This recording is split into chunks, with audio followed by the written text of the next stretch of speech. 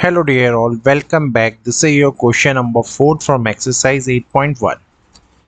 तो अब हम इस क्वेश्चन में क्या करने जा रहे हैं वो मैं आपको दिखाता हूँ। तो सबसे पहले यहाँ पे ए बी सी डी एक रेक्टेंगल बोला गया है बेटा। तो मैं इस रेक्टेंगल को यहाँ पे बना लेता हूँ, ठीक है। तो जब आपने इस ए बी सी डी को एक रेक्टेंगल बना दिया, यहाँ पे इसका नेमिंग भी कर देते हैं। So let's say this is your A, this is your B, this is your C and this is your D.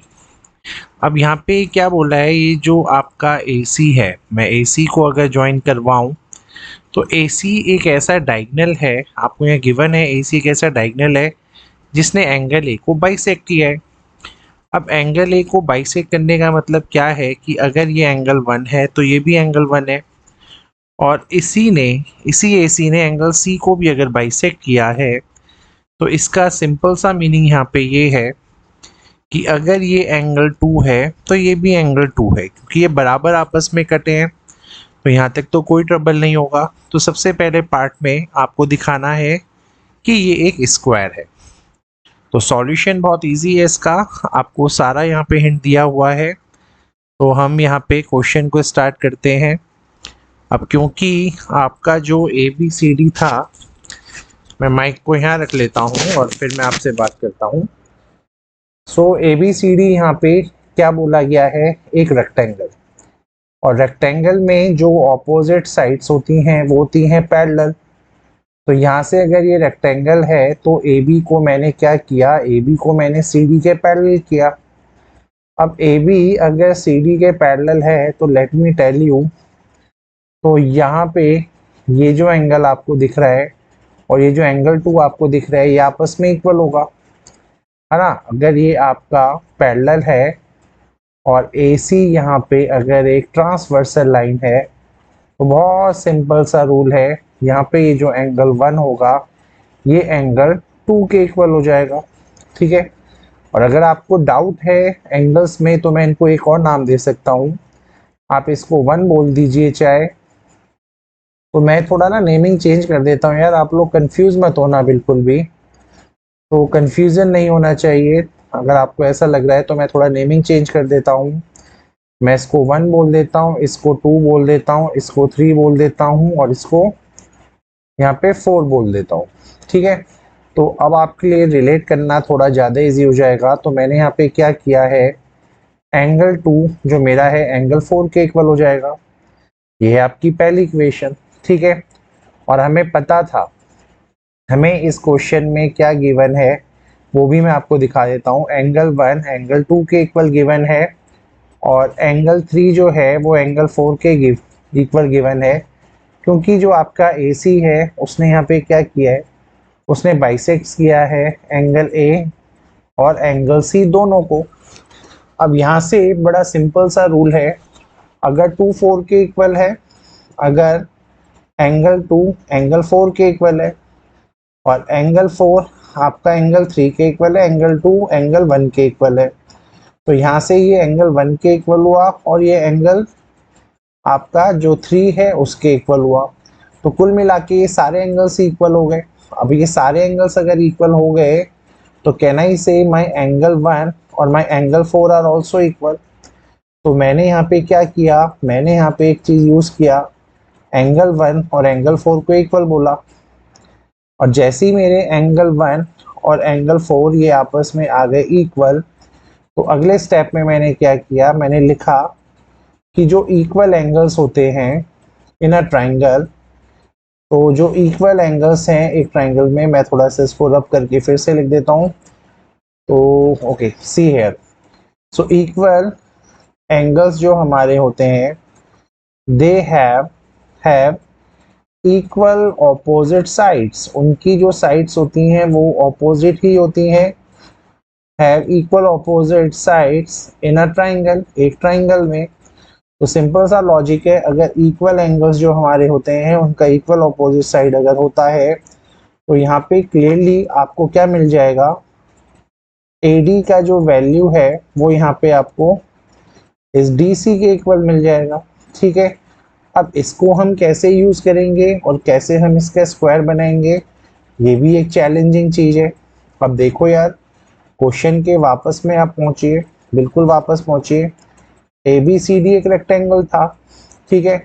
अब ए बी सी डी एक रेक्टेंगल था, तो ये अगर हमें देखना है तो क्लियरली हमें पता है इसमें जो साइड ए बी होगा वो आपके साइड सी डी के इक्वल होना चाहिए, और जो साइड आपका ए डी होगा वो यहाँ पे साइड बी सी के इक्वल होना चाहिए, क्योंकि जो ऑपोजिट साइड्स होंगी किसी भी रेक्टेंगल की वो क्या होती हैं, इक्वल होती हैं।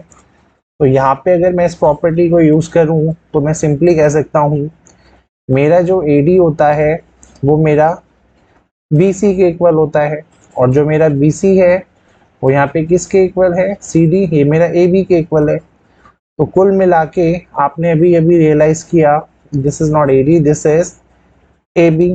तो अभी अभी आपने देख लिया भाई कि यहाँ पे सिंपल सा लॉजिक है, चारों की चारों साइड्स आ गई हैं इक्वल। तो अगर ये चारों की चारों साइड्स इक्वल आ चुकी हैं तो कैन वी से कि our A B C D is a square. और इसको मैं स्क्वायर इसलिए बोल रहा हूँ, रोम्बस इसलिए नहीं बोल रहा हूँ, क्योंकि यहाँ पे सारे के सारे जो एंगल्स हैं वो आप देखोगे तो दे ऑल 90 डिग्री ना यार, क्योंकि ये तो रेक्टेंगल थे। और अगर ये रेक्टेंगल थे तो सारे एंगल्स मेरे कितने हो गए हैं यहाँ पे, 90 डिग्री वाले। तो जैसे ये 90 डिग्री के एंगल मेरे बने हैं यहाँ पे, तो मेरा आंसर यहाँ पे स्क्वायर बन चुका है। तो ये तो था मेरा बिल्कुल फर्स्ट पार्ट, जो आपके समझ में आ गया होगा कि हमने इसको स्क्वायर कैसे बनाया। अब हम बढ़ेंगे आगे। तो आगे बढ़ने के लिए अब आप देखो अगले पार्ट में मुझे क्या करना है, इसी डायगोनल को मुझे बाइसेक्ट करके भी दिखाना है, ठीक है। तो अब मैं क्या कर रहा हूँ, मैं फिगर को यहीं से कॉपी करके लेके आ रहा हूँ। थोड़ा सा 1 मिनट का पॉज लगेगा। देखो भाई कहाँ गया फिगर, ओके आ जाओ। चलो, तो मैं एक काम करता हूँ, मैं फिर से ही बना देता हूँ यार, है ना, ये थोड़ा इजी भी रहेगा हमारे लिए समझने में। तो मैं एक बार फिर से ट्राइंगल यहाँ पे आपका रेक्टेंगल ड्रॉ कर रहा हूँ। तो जब आप इस रेक्टेंगल को देखोगे तो उसका नेमिंग मैं आपके लिए फिर से कर देता हूँ। ये आपका ए था, ये आपका बी था, ये आपका सी था, और ये आपका डी था। अब आपको पार्ट नंबर 2 में क्या दिखाना है कि जो डायगोनल बी डी है ना, अभी मैं बी डी बनाऊंगा, वो एंगल बी और एंगल डी दोनों को बाइसेक्ट कर रहा है। अब यार ये कैसे दिखाया जाएगा, अब इसको दिखाने के लिए आपने क्या किया, सबसे पहले अपने डायगोनल जो ये बी डी है इसको ज्वाइन करवाया, और ठीक है। और ए सी को तो हमने ऑलरेडी पहले से ही ज्वाइन करवा रखा था। लेट से ये किसी पॉइंट ओ पे मिले हैं, किसी पॉइंट ओ पे मिले हैं। अब मैं आपको एक हिंट देना चाहता हूं, अगर कभी भी आपको किसी भी एंगल को, अगर किसी भी एंगल को आपको बाइसेक्ट प्रूव करना होता है ना, if you want to prove any angle कि वो बाइसेक्ट हुआ है, then always use the property of CPCT, ठीक है। तो आपके लिए बहुत इजी हो जाएगा, अगर आपको कुछ नहीं समझ में आ रहा है तो सीपीसीटी लगाइएगा। लेकिन सीपीसीटी लगाने के लिए चाहिए कॉन्ग्रुएंसी। अब कॉन्ग्रुएंसी लगाना है तो मैं सबसे पहले आपके लिए ये 2 ट्राइंगल्स पकड़ रहा हूँ। पहला ट्राइंगल है हमारे पास ए ओ बी, और दूसरा ट्राइंगल मैं आपके लिए पकड़ रहा हूँ यहाँ पे बी ओ सी। मैं इन दोनों ट्राइंगल्स को अभी क्या करूँगा, मैंने कॉन्ग्रुएंट करने का ट्राई करूँगा, और फिर हम देखते हैं होता क्या है। तो ट्राइंगल ए ओ बी को अगर मुझे कॉन्ग्रुएंट करना है ट्राइंगल बी ओ सी के, है ना, तो मेरे पास कुछ प्रॉपर्टी होना चाहिए भाई। अब वो 3 प्रॉपर्टी कौन सी होंगी वो हम देखते हैं। सबसे पहले मैं क्या करता हूँ, मैं इस ए बी को इस बी सी के इक्वल बोल देता हूँ, और इसका रीजन मैं क्या दूंगा बताओ भाई, क्योंकि ये साइड्स हैं आपके स्क्वायर की, अभी अभी आपने प्रूव किया है। तो these are the sides of a square, ये स्क्वायर की साइड है, तो अगर ये स्क्वायर बन गया है तो आपका बी सी हो गया। अब अगर आप चाहें तो आप ओ बी और ओ बी को भी इक्वल बोल सकते हैं, क्योंकि ये कॉमन है, ये कॉमन है। और तीसरा आप चाहें तो आप AO OC को भी इक्वल बोल सकते हैं। तो यहाँ से OA और मेरा OC भी इक्वल आया है, क्यों? क्योंकि जो डायगोनल्स होते हैं, है ना, जो डायगोनल्स होते हैं वो बाइसेक्ट करते हैं ईच अदर, एक दूसरे को। तो diagonals bisects each other in a rectangle. किसी भी रेक्टेंगल या स्क्वायर के जो डायगोनल्स होते हैं हमेशा एक दूसरे को बाइसेक्ट भी करते हैं, और स्क्वायर में तो 90 डिग्री में भी करता है। बट क्योंकि मैं उस रिजल्ट को यूज नहीं कर रहा हूं, तो मैं बस इतना ही लिख के इन दोनों ट्राइंगल्स को मैं यहाँ पे भी कर दूंगा कॉन्ग्रुएंट। और जैसे ही मैंने कॉन्ग्रुएंट किया तो सिंपल सी बात है, बाय CPCT से ये आपका कॉन्ग्रुएंट हुआ है, बाय द वे SSS, ठीक है, SSS क्राइटेरिया से। तो by CPCT I can say my angle ABO, यानी ये वाला एंगल, और ये जो मेरा दूसरा एंगल है एंगल CBO, ये आपस में इक्वल हो गए हैं।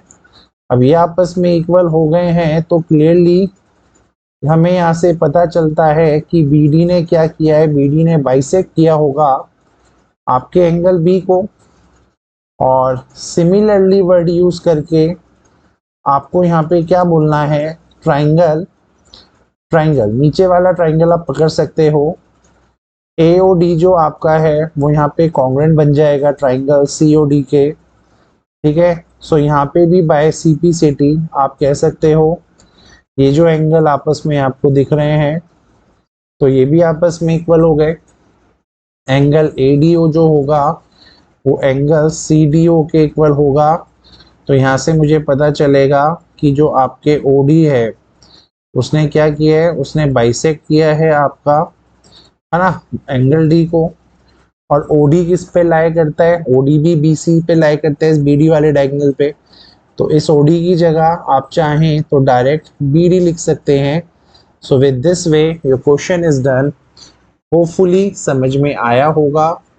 तो जो इम्पोर्टेंट स्टेप्स हैं मैं आपको बता दूं, सबसे पहले आपने इन्हें कॉन्ग्रुएंट किया SSS से, फिर CPST से आपने दोनों वाली फिगर्स के लिए अलग अलग लॉजिक देके क्वेश्चन को कर दिया solve, and this way your question is done.